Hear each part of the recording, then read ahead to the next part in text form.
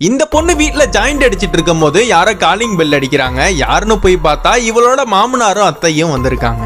அவங்க ரெண்டு பேரையும் வீட்டுல கூப்பிட்டு உட்கார வச்சோன்னே அவங்க கேக்குறாங்க, என்ன வீடு எல்லாம் புகையா இருக்கேன்னு.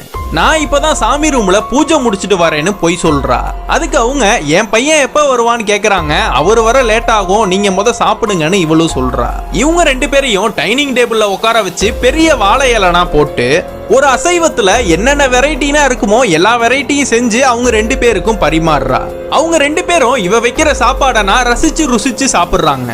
அதுக்கப்புறம் கடைசியா இவங்களுக்கு ஒரு கட்லெட் மாதிரி செஞ்சு கொண்டு வரா.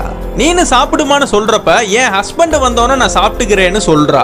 இவங்க ரெண்டு பேரும் சாப்பிட்டு முடிச்சதுக்கு அப்புறம் இவ அவங்க கிட்ட ஒரு விஷயத்த சொல்றா.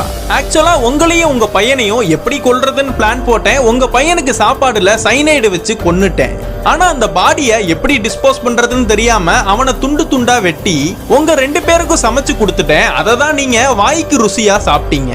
அது மட்டும் இல்லாம நீங்க சாப்பிட்ட சாப்பாடுலயும் சைனைடு வச்சுட்டேன்னு சொல்றா. உங்க பையனே ஒரு சைக்கோ, அந்த பையன் சைக்கோன்னு தெரிஞ்சும் எனக்கு கல்யாணம் பண்ணி வச்சு என் வாழ்க்கையை கெடுத்திருக்கீங்க. அதனால உங்க பையனையும் உங்களையும் போட்டு தள்ளிடலான்னு முடிவு பண்ணிட்டேன். அந்த பையனோட அம்மா மயக்கத்துல இருக்கும் போது கடைசியா இந்த அம்மா கூட இவ டான்ஸ் ஆடுறா. திடீர்னு ஒரு காலிங் பெல் அடிக்குது. யாருன்னு பார்த்தா